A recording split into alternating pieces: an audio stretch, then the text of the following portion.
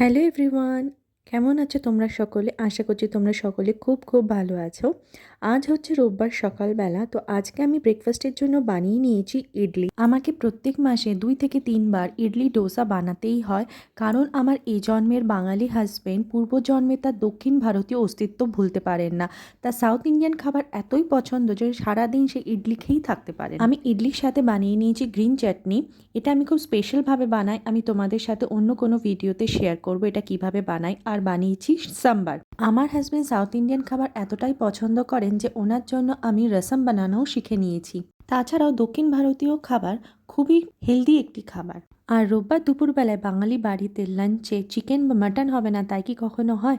তো আজকে দুপুরের লাঞ্চে অবশ্যই আমাদের লাঞ্চের মেনুতে আছে মাটন আর গরম গরম ভাত। আমি মাটনটাকে খুবই ঝক্কি ঝামেলা ছাড়া বানাই, মানে গ্যাসের সামনে তোমাকে একটু দাঁড়াতে হবে না, আমি এরকমভাবে বানাই। তো এটাও আমি তোমাদের সাথে নেক্সট ভিডিওতে শেয়ার করব আমি কিভাবে মাটন বানাই। রোববারের লাঞ্চের মেনুতে ছিল গরম গরম ধোয়া ওঠা ভাত আর নরম তুলতুলে লাল লাল ঝোলের মাটন, আর সাথে ছিল স্যালাড। আমার স্বামী এবং আমার ছেলে সৌজন্যে রোববারের দুপুরবেলায় গোপাল ভাট দেখতে দেখতে গরম গরম ভাতের সাথে মাটন খেতে বেশ ভালোই লাগে। আজকাল যেহেতু ফেব্রুয়ারি মাসটা আর শীতকালের মধ্যে পড়ে না, গরমকালের মধ্যে পড়ে, তো দুপুরের খাওয়া দাওয়ার পর খুব মনে হচ্ছিল যে আইসক্রিম খাই। তো দুপুরবেলায় বসে বসে খাচ্ছিলাম আমুলের বাটারস্কচ আইসক্রিম।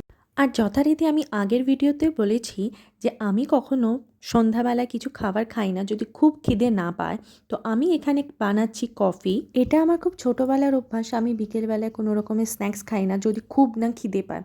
যদি কোনো দিন খুব খিদে পায় তখনই আমি ওই ঝালমুড়ি খাই বা রোস্টেড ছোলা বা দুটো বিস্কিট খেয়ে নিই, সেটা খুবই কম। আমি যখনই ইডলি বা ডোসা বানাই আমি ব্যাটার বেশি করে বানাই, যাতে আমার সকালবেলার ব্রেকফাস্ট আর রাতে ডিনারটা ওই দিয়েই হয়ে যায়। সকালে যেহেতু ইডলি বানিয়েছি তাই আজকে রাতে বানাবো উত্তাপাম। উত্তাপামের সাথেও ছিল গ্রিন চাটনি, সাম্বার আর মাটন। তো এই ছিল আজকে সারাদিন আমি কি কি রান্না করেছি আর আমি কি কি খেয়েছি। আশা করছি তোমাদের সকলের আমার ভিডিওগুলি ভালো লাগছে। যদি ভালো লাগে তাহলে আমার চ্যানেলটিকে সাবস্ক্রাইব করে দিও, একটি লাইক করো আর নিচে কমেন্ট সেকশনে কমেন্ট করো। তোমাদের কমেন্ট আমাকে খুবই উৎসাহিত করে। সবাই খুব ভালো থেকো, সুস্থ থেকো আর সাবধানে থেকো। Bye bye, tata.